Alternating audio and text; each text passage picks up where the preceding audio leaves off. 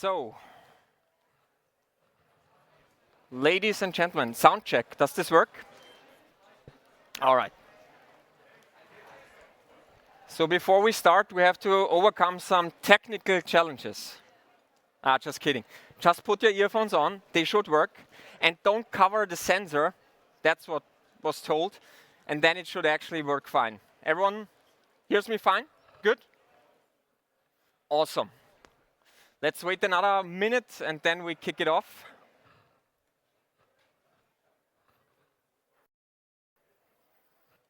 First row.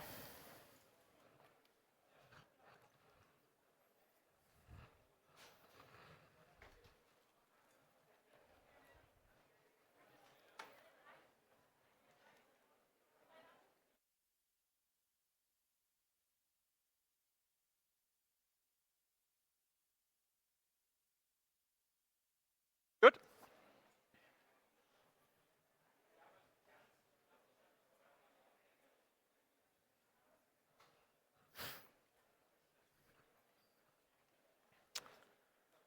All right. Are we good? Yeah. All right. Ladies and gentlemen, a warm welcome to my masterclass. I know it's kind of early, 10:30, but looking into your faces, you look fresh, full of energy, and now I think it's on me to deliver some good content. I promise I will try my best. Ladies and gents, my masterclass will be about the state of PMax 2025. To everyone who hasn't stumbled across our State of PMax report, which was launched, I think, a couple of weeks ago, I want to provide some context what I'm going to talk about today. The basis of today's masterclass is the State of PMax report, which was, like I said, shared 2 or 3 weeks ago. And this State of PMax report got worldwide recognition. And the reason is pretty simple. The report is a very, very thorough and detailed analysis of more than 4,000 PMax campaigns. We had a look at more than 500 Google Ads accounts. And to give you an idea of the sheer size of the analysis we provided, we had a look at 40 billion impressions annualized. So everything I'm going to talk about today, ladies and gents, is to a certain degree an interpretation of data. But this very core statement I would like to share with you in the first place. Everything I'm going to talk about today is based on very, very rich data sets. And what I would like to share with you today, ladies and gents, are insights which might change your view on PMax or even change your strategy, how you will work with PMax. I think I will need approximately 35 to 40 minutes, and then of course we can jump into a Q&A, which will be done in a very old school way. So I have this hand mic, and I have to jump to the person who wants to ask the question, but it should work fine. And this will be probably done by my wonderful colleague, Linda. So let's jump right into it. The agenda will have a short about us or about me, just to give you an understanding who is talking to you today and which company I'm working for. Then we'll talk about a very important point. I would like to provide a fresh look at PMax. One thing is for sure, PMax has come a long way. I think PMax was launched in a way which created a lot of friction with a lot of online retailers and agencies. But PMax has improved significantly. And I would like to share some insights on how PMax improved. And PMax has literally become, from our perspective, a very good and mature product. Then I would like to talk about PMax's role in your account. We still see a lot of accounts where PMax is used the wrong way. And I would like to make some statements what PMax is for, what PMax is good at, and how PMax could potentially be in conflict with other campaign types you have active in parallel. The third agenda point is a very important one, and we call it the golden middle. One of the most glaring questions every online retailer, every agency has is, what is the right granularity of my campaign setup for PMax? So how many campaigns do I actually need that PMax is working well for me? Well, this certainly depends on a lot of factors, but we have some, I think, very good insights and some very good guidelines for you today, what a granular setup could look like and what limits of granularity you have to look at in order to not completely destroy the algorithm of PMax. And the last agenda point of today, ladies and gents, we'll be talking about PMax bidding. Yes, bidding is still a very important part of PMax, although you can't really control it on your own. But we have some, I think, very interesting insights how bidding works and how you can influence bidding with certain leverages PMax still provides to you. Now, about us. My name is Scharmueller. I'm honored to work for a company located in Austria. You probably don't hear it because I'm talking English. If I would switch to German, I think it would be way clearer that I'm not from here. We are located in Austria. We are roughly 120 people, and we are very, very focused on Google and Microsoft. I've been in the business now for 15 years, and I had the privilege to talk to literally the biggest online retailers across the world. And by talking to them, I saw a lot, I learned a lot, and that's why it makes always a lot of fun to be on stage and to share insights without any sales stories, without any intentions. It's just about sharing insights, which hopefully help you in mastering PMax, which by fact is still quite a complex campaign type. The company I'm working for, we are, as said, located in Austria. And what we basically do on an everyday basis is we try to combine the best of two worlds. On the one hand, we have a quite big service department, which are guiding our clients operationally and strategically. But the core of our existence as a company has always been the idea to build proprietary technology for online retailers to manage their Microsoft and Google campaigns in a more effective and efficient way. Right now, we are very, very heavy and focused on PMax, as the title of my masterclass would suggest. And to give you an understanding how big we are, so we are one of the biggest Google and Microsoft partners in Europe. And right now, we are managing roughly 500 million of Google ad spend for our online retailers. Online retail, this is, and it's not about a logo wall to show and brag with logos. I think it's just important to give you a perspective that we are probably generating 95% of our revenue by working with online retailers, right? This is the focus we have. We want to work with online retailers with a broad product portfolio with a certain level of ad spend, and this is what we're focusing on, and that's where our expertise comes from. That being said, this is something I'm very proud of, and again, why should this matter to you? Everything I'm going to talk about today has a certain degree of validity. Why? Because it's not just very, very much based on very, very rich data points, but at the same time, we are in close contact with pretty small news outlets.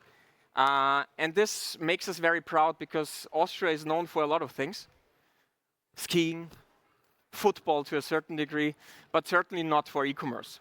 So being a company located in Austria and talking to Forbes, Reuters, and the New York Times about PMax, about online marketing in general, makes us proud every single day.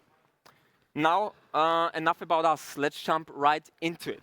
A fresh look at PMax. I would like to start with a meme. And the meme should tell you that the haters are somehow losing the reason to hate PMax. I want to be very bold with you.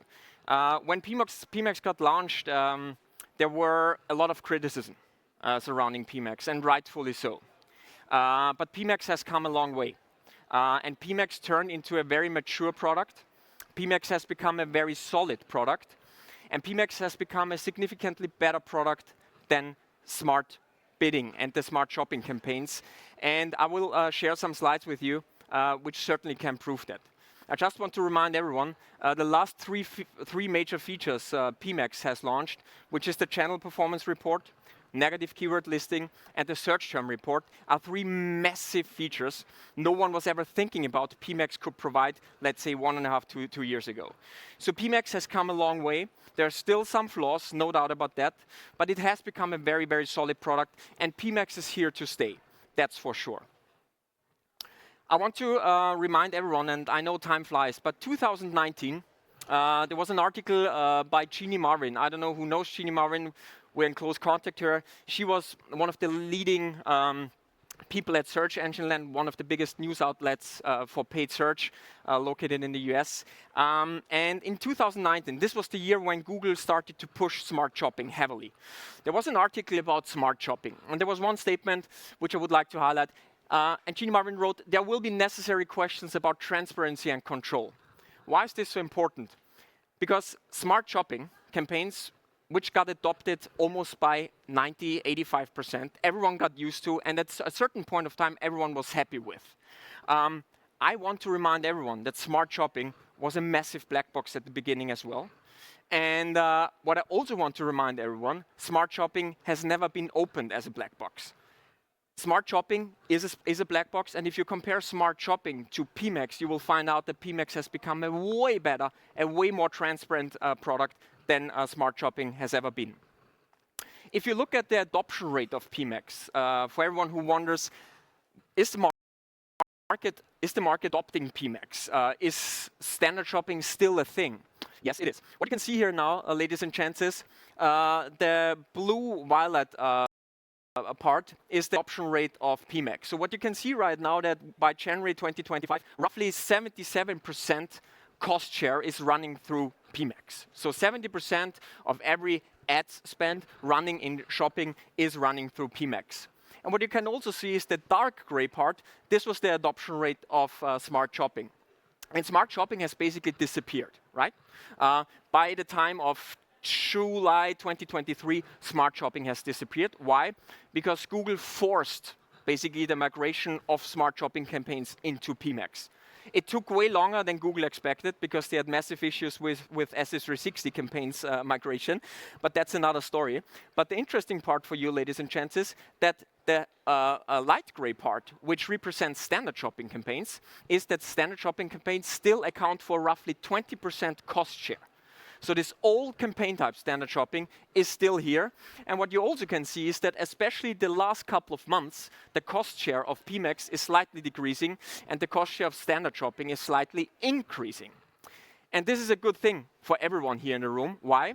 Because Google understands if we don't constantly improve PMax as a campaign type, the goal of Google, which is still an adoption rate of PMax of around 90, 95, maybe even 100%, will never ever be achieved because there are still flaws in the campaign type, and standard shopping is still a campaign type a lot of clients are working for. This, I think, is a very interesting overview to give you an understanding based on from our perspective, most critical features. I would like to compare the three campaign types: standard shopping, smart shopping, and PMax. And you can see the critical features such as location modifiers, device modifiers, campaign priorities, remarketing lists, and so forth. And what you can clearly see is that the good old days, the standard shopping campaigns, you were able to control literally everything, right? The smartest people in the room were able to apply the smartness to the campaign structure, to the bidding, to the device modifying, and by that you could outsmart your competition. Then smart shopping came around the corner, and you see a lot of access, because smart shopping basically took away literally everything you were used to control. The market accepted it, because we have to accept it, right? I mean, Google, as much as we hate them, we still love them, we need them, it's part of the game. But the interesting thing, ladies and gents, is I want to remind everyone, PMax, especially if you compare it to smart shopping, has become a really solid product, especially with regards to transparency and control. And I still want to highlight the three massive feature releases: negative keyword listing, search term report, and channel performance report. So you can now, with PMax, it has been unheard of, even thinking about for smart shopping campaigns, you can now literally look at your search term report and get an understanding how the search term is performing for you. You can start negativing these search terms which are not working for you. You can now finally understand, okay, how is my revenue being contributed from which channel? What is the share of YouTube? What is the share of Gmail? And so forth. So there have been a lot of features released with PMax, which are clearly making this product a solid one. And I wanted to remind everyone that as much criticism as they're still going around and surrounding PMax, it is significantly better than smart shopping. Let's move on to the second point of my presentation today, and this is probably a quite provoking one, because I would like to demystify a myth. And we fell for this trap as well. Once PMax got launched, it was advertised as this one-stop shop for your Google Ads account. activate PMax, and PMax will do everything for you. It's this full funnel campaign type. You do upper funnel, you do bottom funnel, you do mid funnel. Everything will be handled by PMax. Well, I can tell you, this is not the truth. PMax is not this one-stop shop, and I can tell you that PMax is a very, very performance-oriented bottom funnel campaign type. I mean, the name of Performance Max, should give you a hint. It's all about performance for PMax. And it's not that upper funnel campaign who is really creating new demand for you. It's not the campaign type who is really considering new market potentials for you. It's a bottom funnel performance / conversion oriented campaign type. And even Jeannie Marvin, who is now working for Google and is basically kind of the product owner of PMax, had a quite clear quote, and you can read it on your own. Performance Max is a bottom funnel conversion-oriented, performance-driven campaign type, and it's not really good at creating demand for you in the upper funnel. My clear statement to you, ladies and gents, and we talk about that in a minute, PMax is not that one-stop shop, and there are other campaign types in your Google Ads ecosystem who can do for you other things such as demand creation, demand generation, and upper funnel ads activities. And we can prove this with data, ladies and gents. I don't know if you have ever wondered how big of a Google Shopping share PMax actually has, right? Because PMax is advertised as it's not just shopping, it's way more than that. We did an analysis of, as mentioned before, roughly 500 accounts with 4,000 PMax campaigns. And the Google Shopping share of the average PMax campaign is roughly 90+%. And a very important note here, we even excluded all the PMax campaigns which were feed only, where we excluded the asset groups. Because for these campaigns, the shopping share is almost 100%. So even the campaigns, PMax campaigns, where assets are active, the shopping share is roughly around 90%. And this should clearly tell you that PMax is not this one-stop shop which is doing everything for you. It's a performance conversion-oriented campaign type, and you should look at other campaign types to do the other things for you. I want to remind everyone what I was talking about in the beginning, that PMax has a market adoption based on cost share of around, let's say, 80%. And 20% is still running with standard shopping campaigns. So we see a lot of clients who are running standard shopping and PMax in parallel, which is fine because both campaign types have their specialties and their capabilities. But what you should be very, very careful about is the fact that these two campaign types can be in massive conflict. We have a strong argument here, and we are in constant exchange with Google and are not literally sharing the view of Google. But what I want to put very, very boldly on Front Street, if you have PMax and shopping in parallel, and if they do target the same products, and in the worst case are also competing for the same search queries, you will have a conflict. You could say, okay, I don't care if there's a conflict, the better ad wins. Well, it's not that easy, because that conflict could lead to a bid escalating effect, which means that you are paying for a higher bid than you would without this conflict. It's a very important statement. Google's statement is, well, yes, there's still the ad rank in place.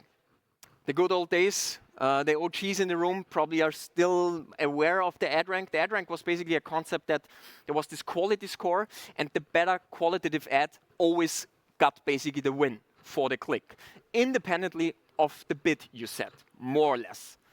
The problem with PMax and standard shopping is that the quality score is not applying anymore, because the quality score was depending on the landing page quality, on the keyword quality, and on the quality of the creative, meaning, for instance, the text ad. Everything of these three things is done by Google now. You can't control them. So the idea of the ad rank is now basically gone. It's the bid which is decisive if you get the click yes or no. And if you have two campaign types, shopping, standard shopping, and PMax, which are competing for the same products, you might have an escalating bid effect, which you should prevent by any means. How can you do this?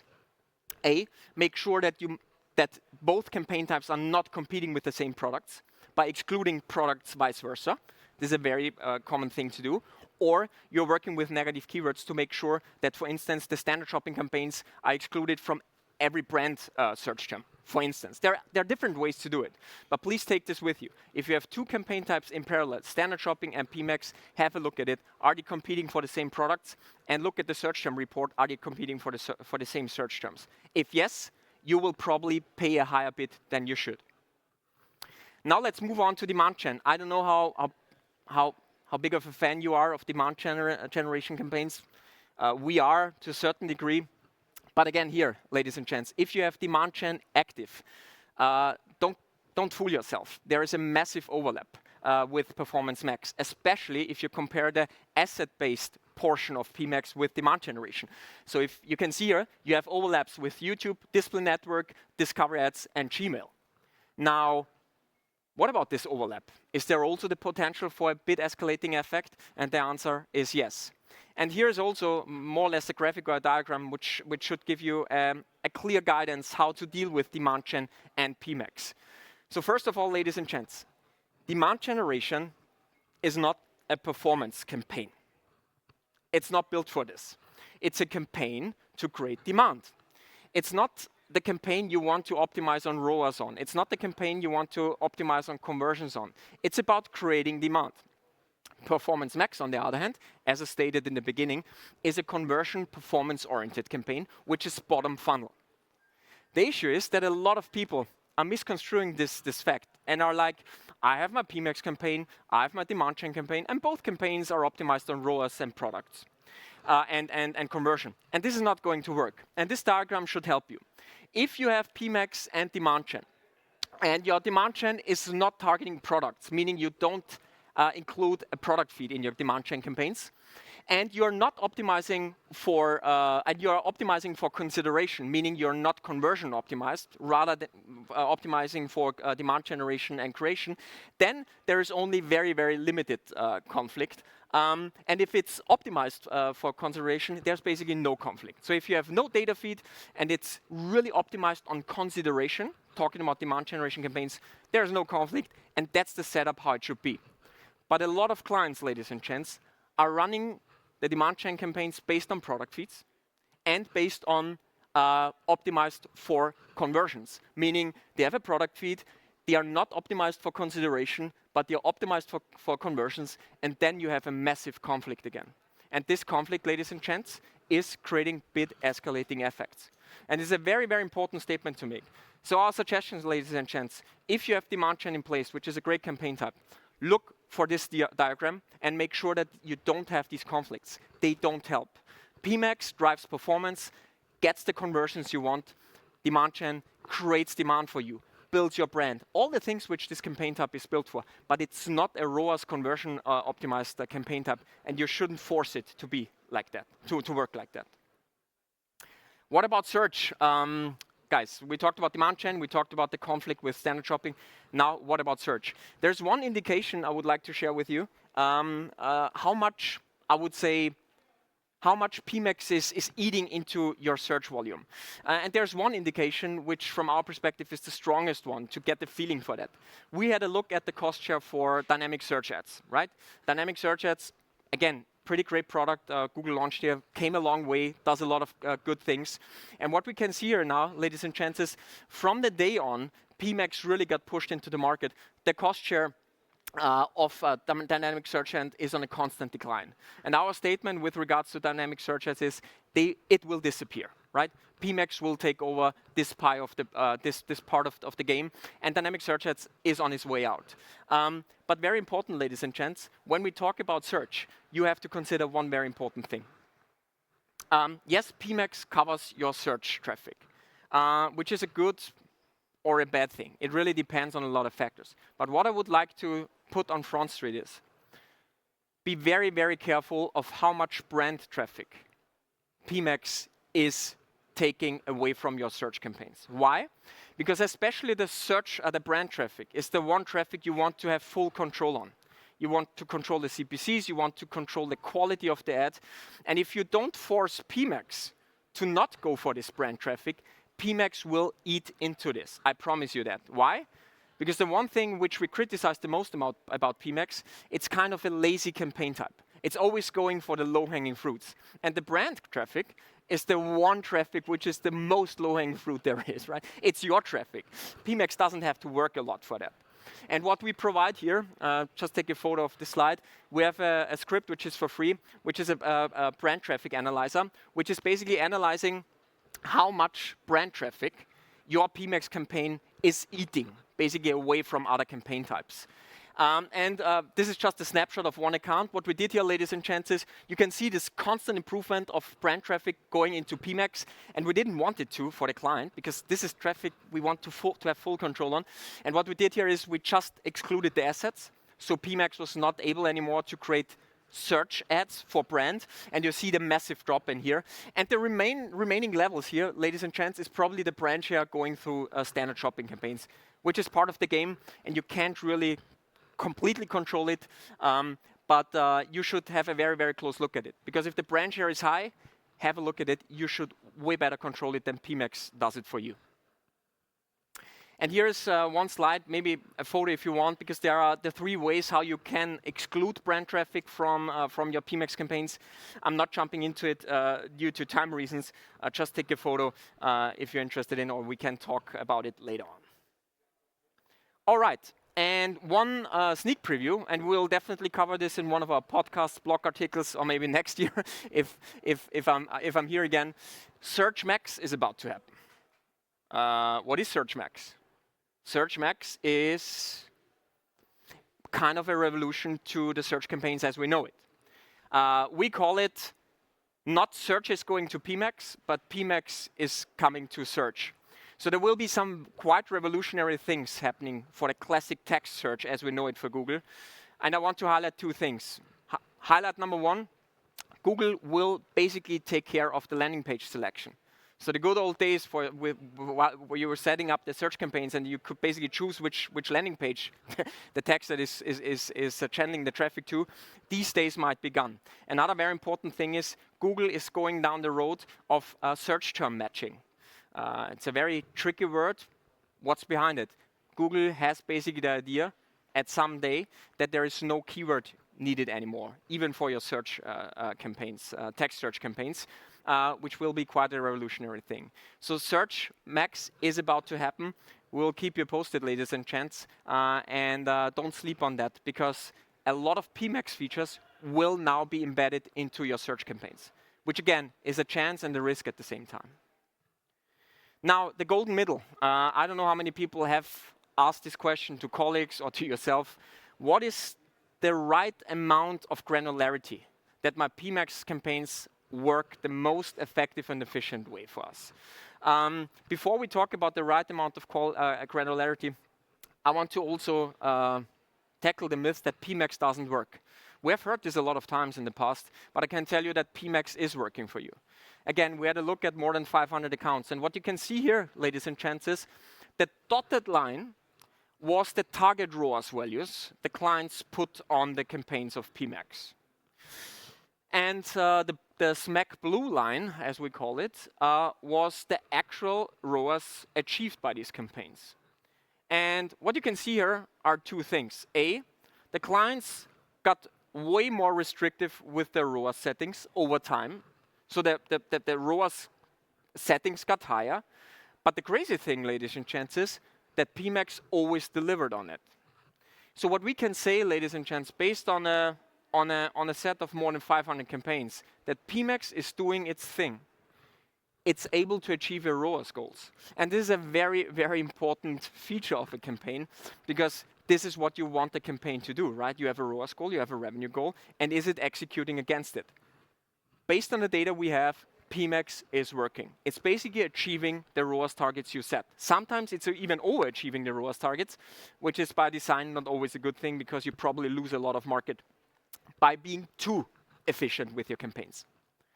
Now, ladies and gents, this is a very important slide, and I've shared it at the Berlin Expo as well with my colleague Mike Ryan.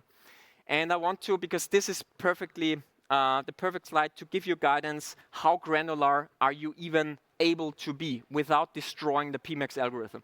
And I want to explain this graph by one bar. The bar on the left-hand side. Again, we had a look at these 500 accounts and a couple of thousand campaigns. In this bar, all campaigns are included which had 0.01 to 30 conversions on a monthly basis. All right? The black part of this bar is representing all campaigns which were underperforming or were below the target ROAS you set, right? You set the ROAS of 5 and the campaign were performing below the target. The light gray part is the share of these campaigns with 0.01 to 30 conversions, which were exactly hitting the target ROAS. And the blue part are all the campaigns which were overachieving the set target ROAS. And if you look at this graph now very carefully, you will find out the more conversions the campaigns get, the bigger the light gray part of the bar will get. Why? Because the more conversions a campaign has, the better the performance max algorithm works, right? So with campaigns, very huge campaigns, more than 1,000 conversions, almost none of the campaigns we analyzed were underperforming compared to the set target ROAS. Most of the campaigns were exactly hitting the target ROAS you set, and even a big share was overperforming the target ROAS. Whereas where you have campaigns between 0 and 30 conversions, 30 to 60 conversions, it's a mixed bag. So our suggestion to you, ladies and gents, whenever you think about being more granular with your PMax campaign, a PMax campaign has to have at least 30 conversions on a monthly basis. Else, the PMax algorithm cannot work. Yeah? As smart as Google is, they need data. And if you cut down your data to below 30 conversions, you will probably have a very, very mixed bag in terms of you're not achieving the goals you want PMax to achieve. Another example, ladies and gents, and this is a very interesting one. It's a very, very huge UK retailer, electronics business. And we had quite some fights with their financial department. Not because of our price, but because of another thing. The financial department forced the online marketing team to steer the campaigns based on margin clusters. Which there are a lot of, we can discuss about margin clusters for another hour. But the crazy thing was, the finance department told the client, look, I want margin clusters for every 5% points. So a margin class 20%, margin class 25%, 30%, and so forth. So what that led to is that the online marketing team was basically forced to have a very, very granular campaign setup. So one campaign for all products with margin class 20%, one campaign for all products with margin class 25%, and so forth. And what you see here now, that this campaign setup was not working. In this graph, ladies and gents, you see the 0% line. And the 0% line is basically the line where the dots should be around, because that means the set target ROAS was achieved. Yeah, we call this ROAS adherence. But you see a lot of outliers, right? And where are the outliers? It's on the left-hand side, because these were all campaigns, again, where the monthly conversions were below 25. And you can see massive outliers, right? Overachieving, underachieving. So the finance department was actually forcing the online marketing team to adhere to margin classes by having a very, very granular campaign setup. The opposite what they wanted to achieve happened, because the campaigns which were set up were not achieving the ROAS targets by any means. Why? Because the campaigns were too granular, there were not enough data on campaign level, and it was quite a mess. We were able to fix it, but this is a very constant conversation we see in a lot of online retailers. The finance department wants margin-based optimization, margin classes. It's all good, but there are limits with granularity. So please remind yourself, 30 conversions at least on a monthly basis, else the algorithm of PMax is not working. This is just a number, guys. I don't know what you're doing with it, because there are so many factors you have to look at when it comes down to what is the optimal number of campaigns for PMax. What we see, ladies and gents, is that the granularity of an average Google Ads account, when we talk about PMax, is increasing. And right now, we analyze these 500 accounts. The average number of campaigns we look at is roughly around 5 campaigns. It's a very tricky number because there's so many factors to look at, right? I don't want to tell you now 5 is the right number. I tell you everything more than one campaign is is better than have one campaign because you can steer way better. But if it's 2, 3, or 10, it really depends on a lot of factors. I just want to tell you that the market is maturing, and the dark early days where a lot of retailers started with one campaign and told Google, here's my money, you do your thing, the days are over, and the market gets smarter, which is a very good thing. Now, last point, ladies and gents, PMax and bidding. I want to show you a trend which we are not very happy about, although it's a very minor trend. But I just want to make sure that everyone here in the room is not going for conversion optimized bidding. And the trend you can see here now is that roughly 4%, 3.5% of all accounts we analyzed in January 2023 optimized the bidding strategy based on conversions. Not conversion value, but number of conversions. When we did this analysis again 2 years later, we see a positive trend, and we absolutely don't understand why. I just want to put on Front Street again. Telling PMax to optimize on conversions and not conversion value is not a good thing. Why? Because if you tell PMax to optimize on conversion, PMax will treat every conversion the same way, completely independent of the average order value. And I assume that a conversion of 5 euros doesn't matter as much to you as a conversion with 5,000 euros, right? There's one incident or one situation where it could make sense to go with conversion-based bidding, which is when you want to bootstrap your campaign, right? When you have a campaign and you want to get as much data as possible, as quickly as possible, then it could make perfect sense, right? Tell PMax, okay, I just want conversion now for 2, 3 weeks, but there's a point in time where please go always with conversion value-based bidding. This is an interesting one. I don't know how many times you have been approached folks by Google or by Google Rep. And again, guys, I'm not bashing Google. I love Google. They're a great company, but not everything is great what they're doing. And some of our clients get approached by Google with the idea, hey, what about don't setting a target ROAS at all? Just let the PMax campaign run for itself. The funny thing is, ladies and gents, if you look at the two graphs now, that there isn't that much of a difference between campaigns where you set the target ROAS versus the campaigns where you don't set the target ROAS. What you can see here now, guys, is we had a look at, I think, 10 accounts in this case, because it was somehow risky to do this test. The black line are the accounts where there were no target ROAS set, and the blue line are where the accounts where a target ROAS was set. And what you can see here, on average for the month, there wasn't even that big of a difference. But there was a big difference. There's a massive risk for outlier if you don't set any ROAS targets. Because if you look at the black line, you have massive outliers for the positive and for the negative. On average, for a certain period of time, this might average out, but I think it's a very risky thing for an online retailer to have these outliers on a daily basis. So our recommendation, ladies and gents, is always set the target ROAS. Why? Because you control the ROAS way better than without having a ROAS target. And secondly, please don't forget, the target ROAS, the ROAS target you set, is not just the goal. It's the one major leverage you have to tell Google what to do. Because with PMax, a lot of leverages are gone. And I want to, a very, very bold example. If you have a campaign and you tell Google, I want a ROAS of 700%, this is a signal for Google. If you tell Google the next day, I want a ROAS of only 200%, it's another signal for Google. Meaning, the more restrictive you are with your... This is a good one. This is mine. I already wanted to look in the first row.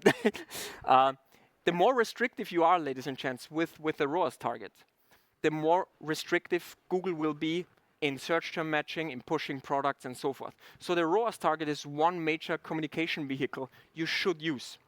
So this is our statement. If you don't have a ROAS target, on average, the campaigns will probably perform similar to other campaigns, but you have way bigger outliers, and you lose one major communication platform with the Google system. So always go with the ROAS target. And then another thing, which is a very, very interesting one. We have a lot of clients who are criticizing Google for high bids with no value, right? Or was Google bidding too high for that? And there's one way to control that, and that's what we did. What we did is we basically did an analysis of all the clicks with the given CPCs and the value which was created by this click. So basically the revenue, yeah? And what you can see here, folks, is that there's a clear linear correlation between the height of the CPC and the value created, right? So a lot of dots, and every dot represents a daily performance of a campaign. We had a look at 2,500 campaigns for this analysis. So the dots basically correlate with the height of the CPC. So this is the cost per click on the x-axis, and the y-axis is the value per click. So this is a good thing. This data tells you, ladies and gents, that high CPCs are not a scam. Google understands which value will probably be produced by a click, and the more value Google anticipates, the higher the CPC will be, right? There is one question to be asked. Was it really necessary to bid that high? Of course. And that question, no one can answer. Not Smart E-commerce and probably not you guys. There has to be a certain trust level with Google. But the cool thing is that there is a clear linear correlation. The higher the bid, the higher the value per click will be. And another thing, folks, what I want to highlight is there are certain outliers, no doubt about that. But if there are outliers, the outliers are in favor of you, right? There are a lot of dots above the linear correlation, which means there are a lot of low-cost CPCs, right? Which create a massive amount of value, right?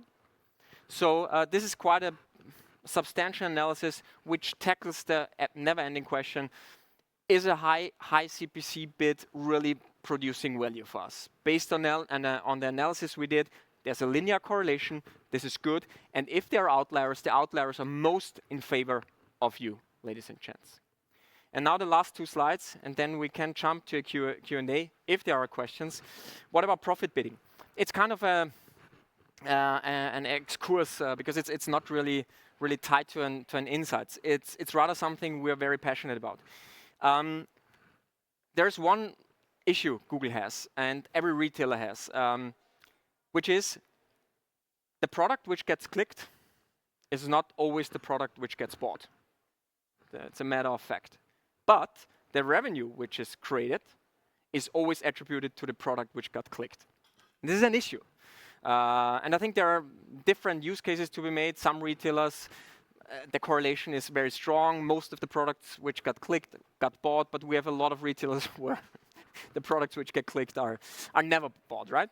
And there's now one thing which really helps you to get somehow a better understanding which products are really getting bought, which is conversion with cart data, which is a quite easy thing to do, ladies and gents. There is now a snippet, a tracking snippet provided by Google. If you have a tag manager, it's a work of, I don't know, 30 minutes. I would probably work a week because I'm not a technician, but it's quite an easy thing to do. Include that tracking snippet, and what this tracking snippet does for you, you will now find out not just which product got clicked and gets the revenue, but you can literally find out which products were literally bought. Not just one product, but the whole cart, the basket, which led to this revenue, which can lead to massive, massive insights. And if you really want to be super advanced, ladies and gents, think about that. Think about including your costs of goods sold into the data feed. And yes, there are a lot of retailers which are very hesitant about that. I don't want to share my costs of goods sold with Google. Folks, if Google wants to find out what the gross margin of a, I don't know, prototypical sports retail is, they know anyway. Yeah, I think this is very, very old school. I know there are departments which are very hesitant all the time, but this could be a game changer for you. If you are able to provide the cost of goods sold on product level, then this could be game changing for you. And I tell you why.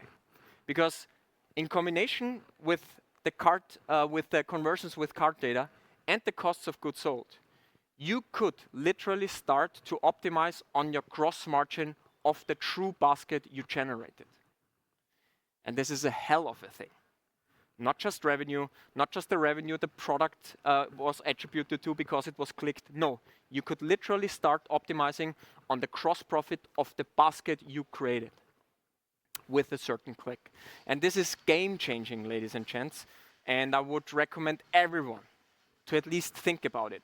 And if you have departments which are against it, you should give me a call, because I know for a fact Google knows way more than we think they know.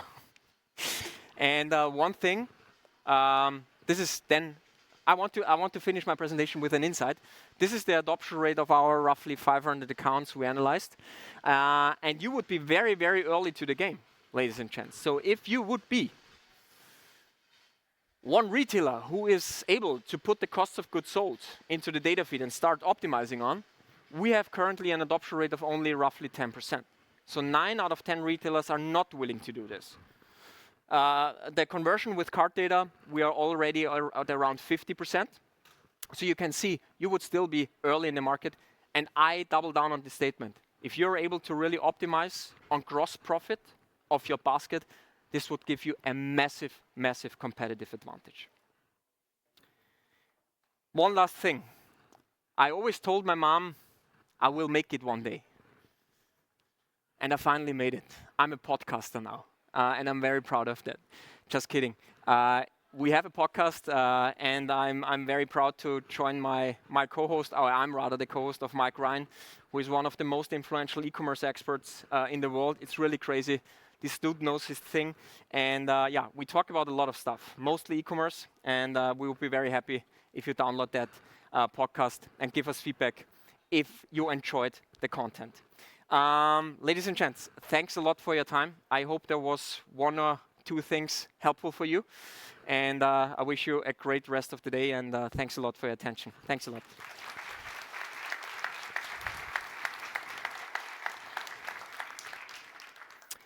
And now a Q&A, old school style. I don't know who is brave enough, or was everything that clear that there are no questions? Is this working?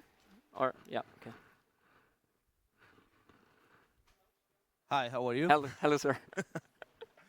No, I have two quick questions. The first one is, if you work with companies like Procter & Gamble, Unilever, and so on, okay, in order then to do, for instance, PMax campaign with Look Fantastic or whatever. If yes, are you able then to share granular data like basket composition with the suppliers? Yes. Like share the data with Google, or with, for instance, with, for instance,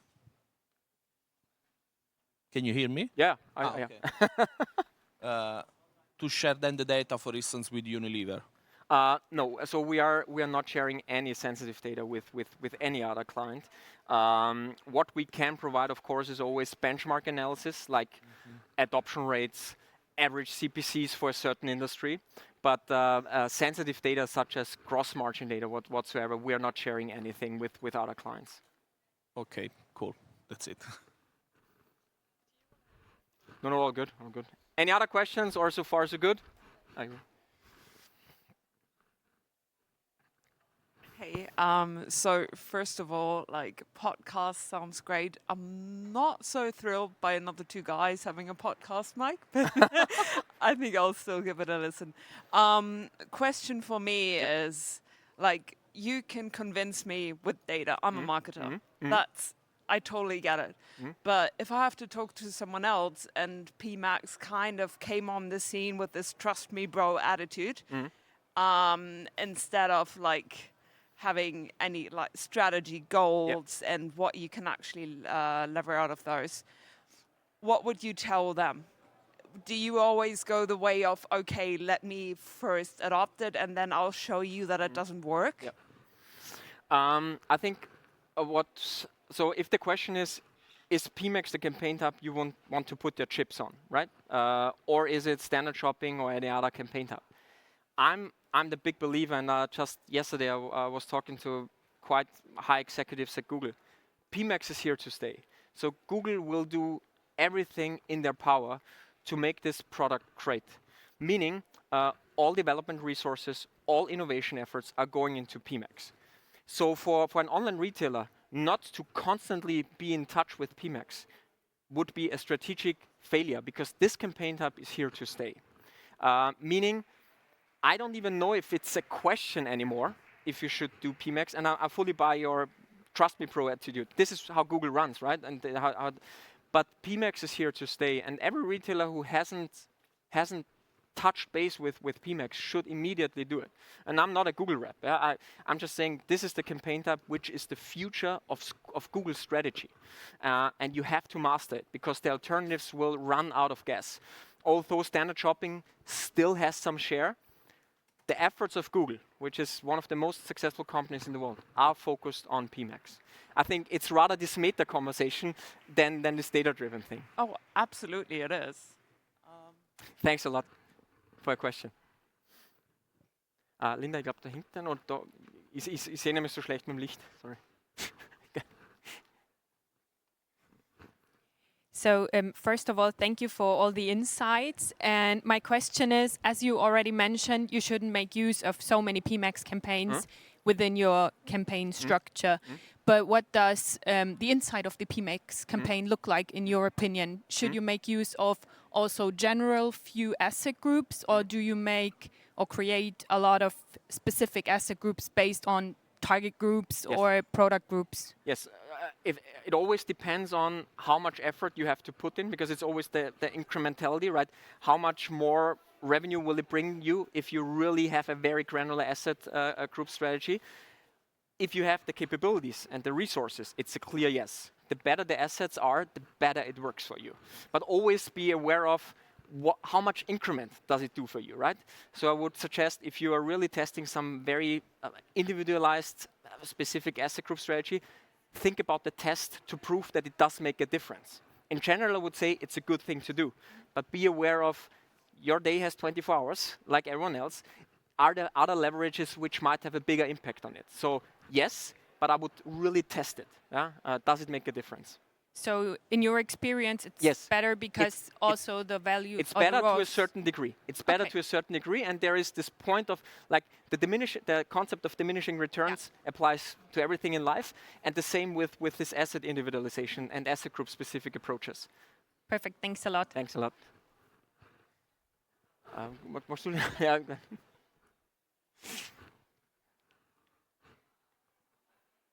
Thanks a lot. So you said PMax campaigns are lower funnel anyway. Yeah. And should you focus your PMax campaigns then only on the feed itself and create different campaign types for the rest? Yeah. So I would say there was a time where this was a big thing to exclude assets and force PMax to be feed only. Showing the data today, even for the PMax campaigns where you have basically assets included, the shopping share is around 92%. So I think it's not that big of a thing anymore. So I wouldn't make it too big to exclude assets. I would let PMax do its thing because it's focusing on the bottom funnel anyway. Doesn't matter if you exclude assets, yes or no. The more important thing is, I think, the strategy, what does your standard shopping campaigns do for you? And most importantly, how does demand gen cooperate with PMax? Because you don't want these conflicts. So excluding assets and forcing PMax to be feed only, it was a big thing. But as of now, we even suggest leave the assets in there because it's a bottom funnel thing anyway, right? So I think it's not that big of a thing anymore. Thanks.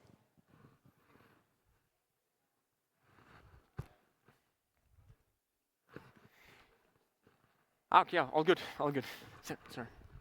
Sorry, I have to always because. Okay, thank you very much for the presentation. It's very interesting. So you have talked about the cannibalization between search and PMax. So I'm wondering how is general the performance of the text ads for PMax. Shall we avoid text ads showing from PMax only from search, or what do you think about it? I think there's a hell of, and we unfortunately couldn't touch base today. There's a hell of a thing you can do with PMax to control your search performance in a way better way, and it's called page feed.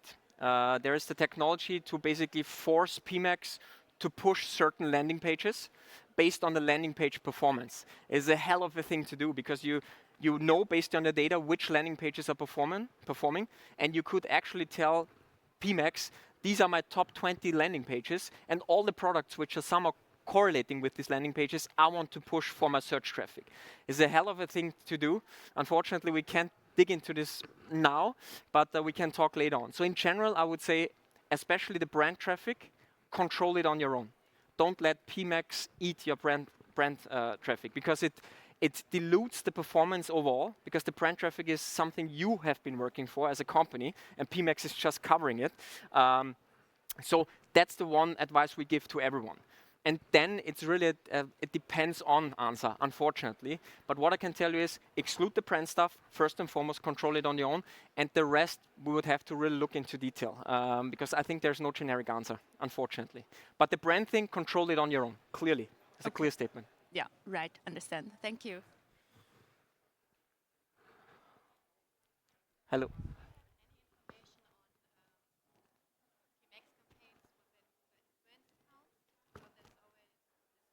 Advanced accounts or no?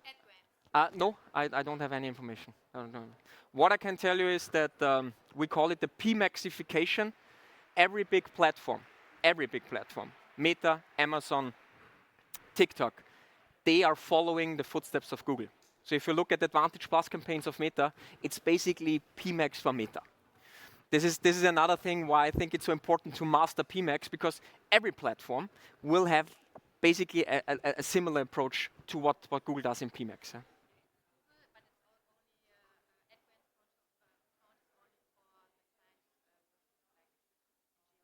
I know, and we have unfortunately no real data here. We have two companies, NGOs we're working for, but PMax plays a very, very unrepresentative role, unfortunately. Okay. But thanks for your question. Another one, of course, I have time. I have time.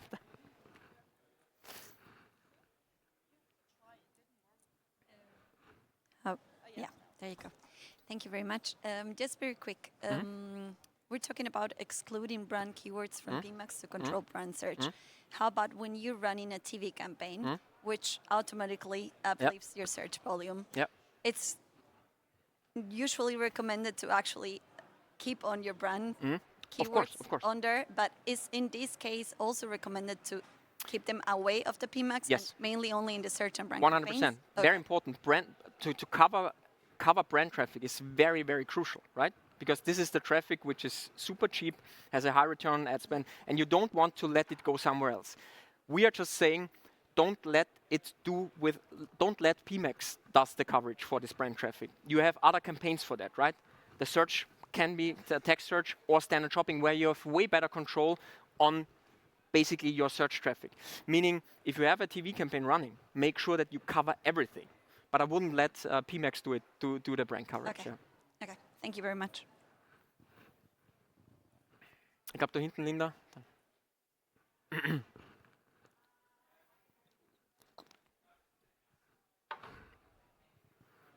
Yeah, first of Sorry. all, Ich kann den Kopfhörer. first of all, thank you for your presentation. Thank you. As you know that with the search term reports that Google gives us in the last time, we also see that there are search terms provided in YouTube search. So how do you cope with that? Exactly looking at that is some kind of a new SERP type that comes to us. And also that shopping is now included into YouTube. How do you cope with that? Very honestly speaking, we don't have a lot of data on this. We are very, very closely looking at it, and it will be even probably one of the next podcasts where Mike and I will tackle this. Right now, I think it's too early to tell, but it's a hell of a thing to look at, because it's really a different type of search pattern you can detect there, and I think you have to treat it differently to a certain degree. But unfortunately, I don't have data with me. Okay, but a very good question. You have to look at this. It's really, really a very, very good thing to look at. One more, or? Okay. Then, really, thank you very much for showing up. I hope you enjoyed it, and yeah, see you soon. Thanks a lot. Bye-bye.